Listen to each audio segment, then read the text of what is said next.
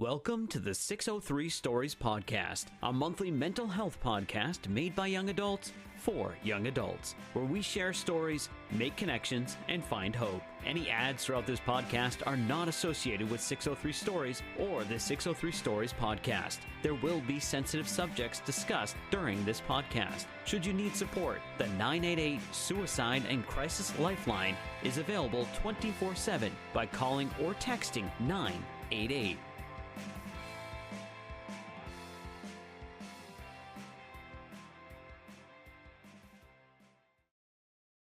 Hello, everyone, and welcome back to the 603 Stories Podcast, a mental health podcast made by young adults for young adults. I'm Jace, my pronouns are he, him, his, and I'll be one of your hosts for this episode.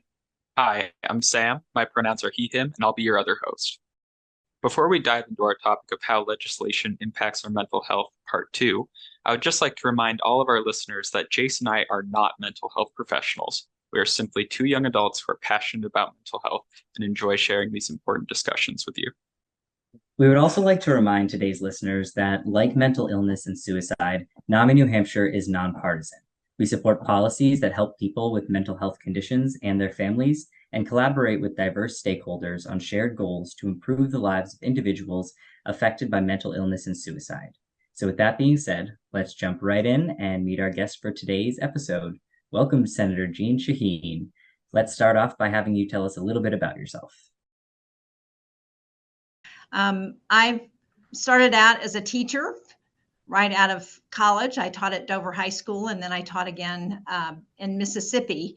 The first year they integrated all the schools in Mississippi. And it was at that point that I really got interested in Jimmy Carter, because he became governor of Georgia and said it was time to end segregation in the South, which was very different than what I was hearing from elected officials in Mississippi. So that's how I got involved in Jimmy Carter's campaign and started working in politics in New Hampshire when he started running for president. I have 3 daughters and 7 grandchildren. My youngest grandson started high school today at Oyster River. So a big day. Congratulations. All of them are either in high school or college at this point. So they've grown up way too fast. Very good. Can you tell us a little bit about what it is that, like, what your personal investment in mental wellness is? You know, I think for me, as for so many other people, during COVID, we realized just how deep the challenges are with addressing mental health. And I probably got my first lesson when I was in the state Senate, when I worked with NAMI to help pass the first legislation in the country to try and provide parity for mental health coverage along with other insurance. And we actually did it in New Hampshire before they did it at the federal level. And we tried to tell the insurance companies they had to provide coverage for 8 biologically based mental illnesses. And that was, for me, a real recognition of the challenges that we face. And it has gotten reinforced with the opioid epidemic, because so much of what we have seen with the opioid challenge has been people who have turned to substances because they also have mental health concerns. And then, of course, during COVID, we've seen a real increase in mental health issues because people have been isolated. They, for a period of time, may have been reluctant to go to a doctor or a counselor, to be out with people in groups. And Right. It's had a real impact. So I think thinking about how we can better address mental health and recognize that mental health, just like our physical health, is critical in order for people to feel good about their lives, to have strong relationships, to be able to enjoy what they do. That's really fantastic work. That's what we're all about here. I have, as I said, in that first legislation that I sponsored and worked with NAMI, I saw what a difference NAMI makes in New Hampshire. Oh, we really appreciate that. We're wondering if you could touch a little bit on maybe personal connection, personal meaning you have to your work on mental wellness? Well, again, as I said, it's been about thinking about my perspective in public policy and what we can do to ensure that we provide that mental wellness for everybody, and how do we do that from a policy perspective. And as an individual, I recognize that my own mental health is really important, and sometimes when things get overwhelming, you have to take a break, you have to step back, take time off, think about talking to people. All of that is really important. Yeah. Absolutely. I recently saw a really wonderful video about your grandson, I believe, AJ, and the video spoke about how he balanced his mental wellness and starting his own business at a young age. Do you feel like his journey has played a part in your mental health advocacy? And what about him or his journey do you find inspiring or uplifting, if you don't mind sharing? Well, AJ has dyslexia, and as a child in elementary school, he went through a very difficult time, as I think any kids do who are in any way different from their peers. And learning to read, learning to navigate in school was really challenging because of that dyslexia. And I think one of the things that helped him address it, in addition to we were able to put him into some special schools that helped him think about what strategies can address dyslexia. But he also got interested in making jewelry and has a real art with being able to create. And I think that helped him to recognize that he had a lot of talents that may not be exactly what all of his friends had, but are very valuable. And again, I think that's one of the things that we need to encourage, particularly young people, to think about is what are their unique talents that make them who they are, and how can we encourage those? Yeah, I love how individuality can foster a sense of value, like self-value, and can help improve mental wellness in its own respect, because by recognizing the things that you care about and the value that you place upon yourself, you start to care about yourself in ways that you may not have thought about before. Absolutely. Absolutely. And I think it's actually a perfect segue in talking about fostering the potential of youth to maybe talk a little bit about your work with the mental health excellence in schools. Could you talk to us about that a little bit, maybe starting with what the ACT is for our listeners who may not be aware? Yes, as we know, we have a shortage of mental health professionals. We don't have enough people who are training. Often there are impediments. Cost is often an impediment as people are thinking about what kind of field they want to go into. And so what my bill is designed to address is to try and help deal with the cost and encourage young people to think about mental health fields. In schools, the national standard is that we should have one mental health professional for every 500 students. Right now, it's over twice that. We have one mental health professionals where we have them for about every 1,100 students. So thinking about how do we expand those people working in the field was something that I thought was really critical. And in talking to the experts, they agreed with that. And so what my bill would do is to ask the Secretary of Education at the federal level to work with colleges and universities to come up with a program that would provide, that would help with the cost of going to school and to be a mental health counselor. So the state or the federal government would ante up a portion of the tuition, and the university would do that as well. So it has bipartisan support, which I'm pleased about, and I'm hopeful that we can help move this bill as we're thinking about the range of things that we need to do to address mental wellness, particularly among young people. The other thing that Congress did last year was to pass the Safer Communities Act, which provided $2 billion for states to help with mental health. And that is a critical piece. The focus of that legislation, as your listeners may remember, was in response to the shooting in Uvalde and all of the school shootings that we've had. And the legislation was the first legislation in over 30 years to address gun safety. And a big piece of it is that $2 billion that's supposed to go to look at what we can do in communities to improve mental wellness. Oh, wow. That's amazing. Yeah, especially, expanding those services in schools is crucial, because we know that, when we make healthy kids, we make healthy adults. And I think that's fantastic.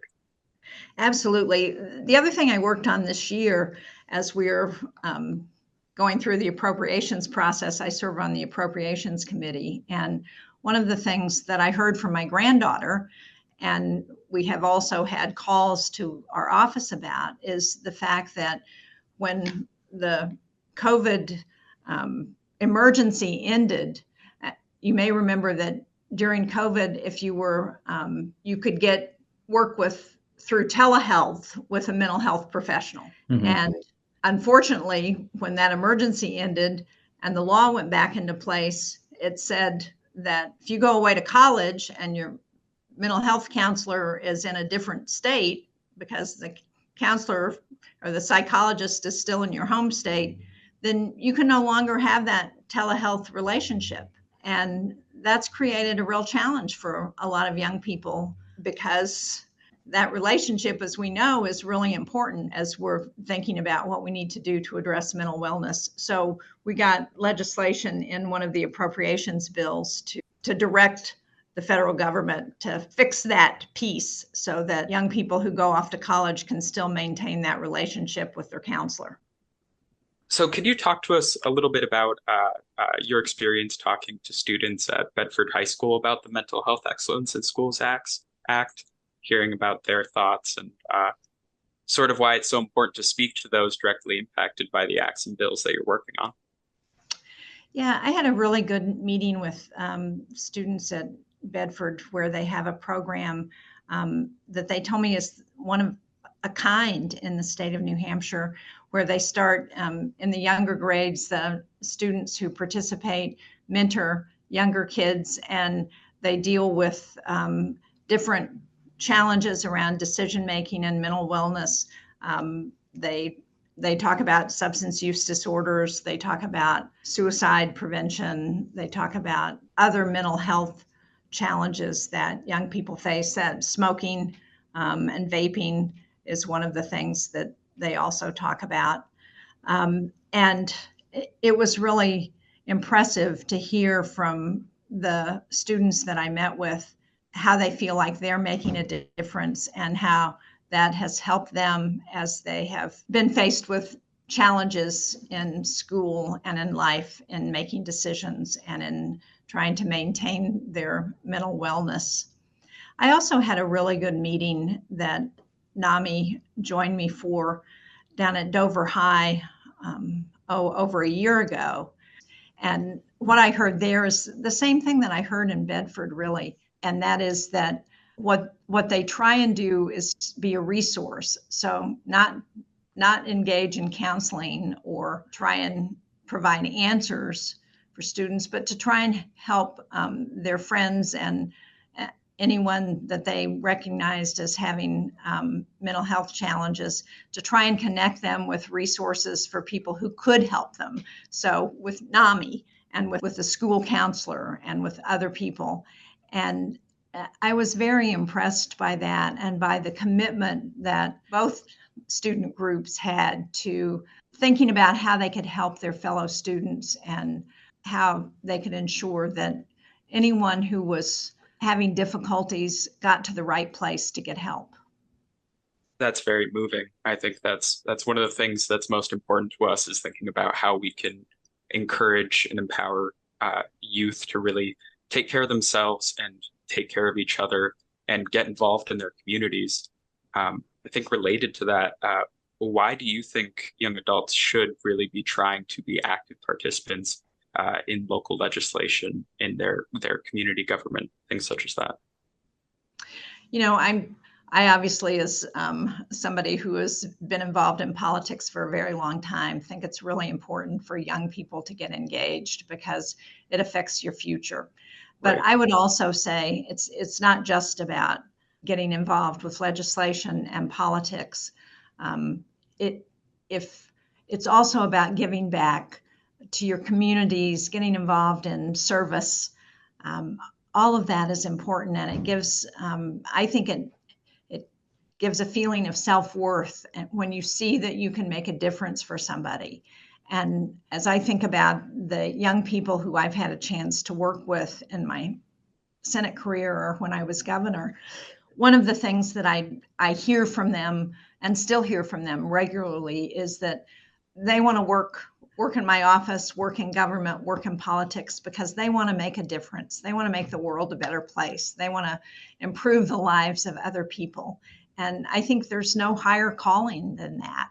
And for young people to be able to feel that way because they participate in their communities, or whether they get to participate in some other charitable organization or service organization, it all helps contribute to that feeling that you're making a difference in the world and that you're part of something that's bigger than you are. I love that philosophy, the philosophy that if we all give back, we'll all be providing so much for each other, and really finding meaning and positive change you can make, not just for yourself, but for others. Yeah, that's why I'm a big supporter of things like AmeriCorps, the AmeriCorps program, and City Right. Year, and the Peace Corps, because it's all that kind of service and seeing how you can make a difference in your communities and in the world.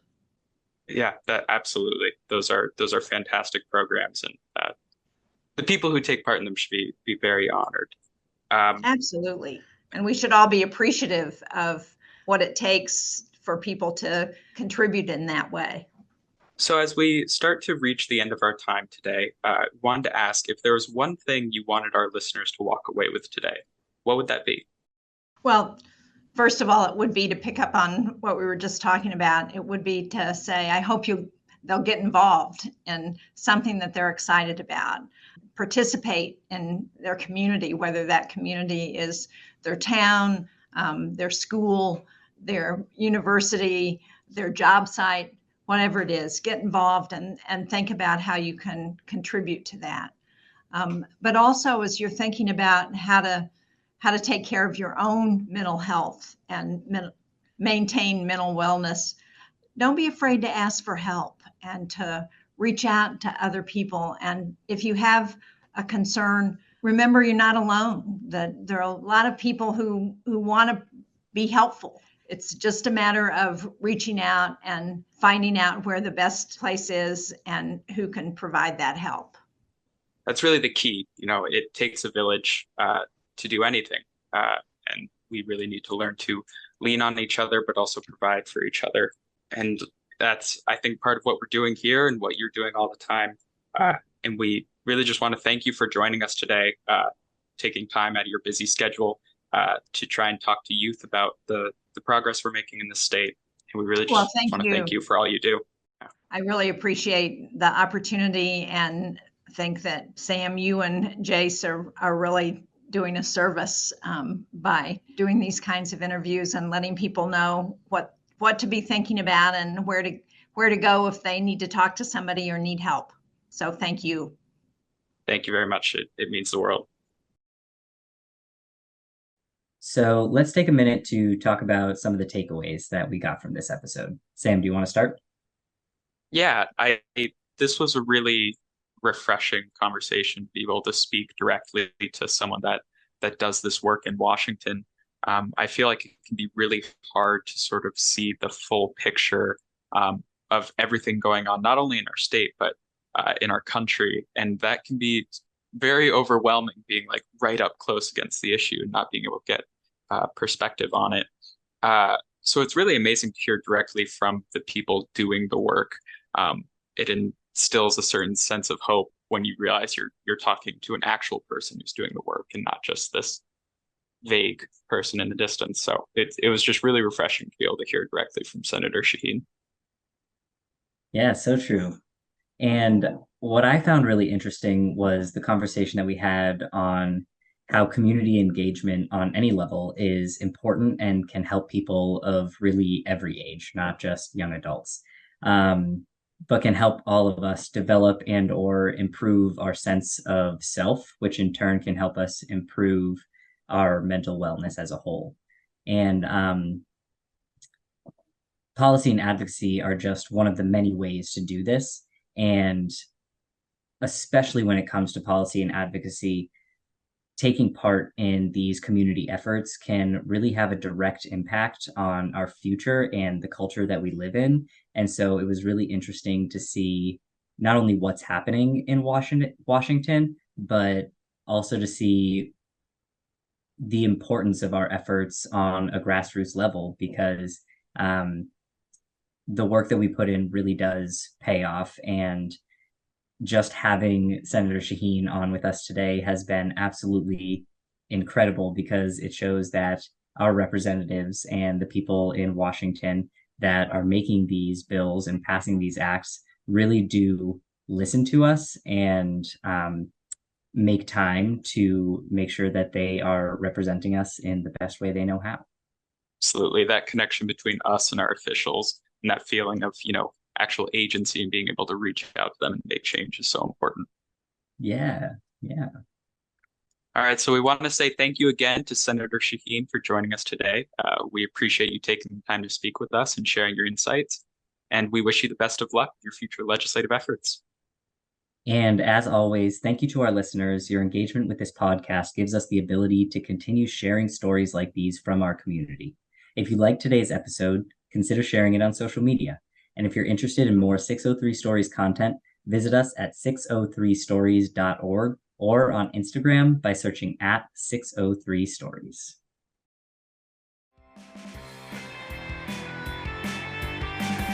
Thanks for listening to the 603 Stories podcast, a monthly podcast made by young adults for young adults. You can check out 603 Stories on Facebook or Instagram, or at our website, 603stories.org. Just a reminder, the National Suicide Prevention Lifeline can be reached at 800-273-8255. That's 800-273-TALK. And the crisis text line can be reached by texting to 741-741. Remember, you can make connections, get help, and find hope through 603 Stories.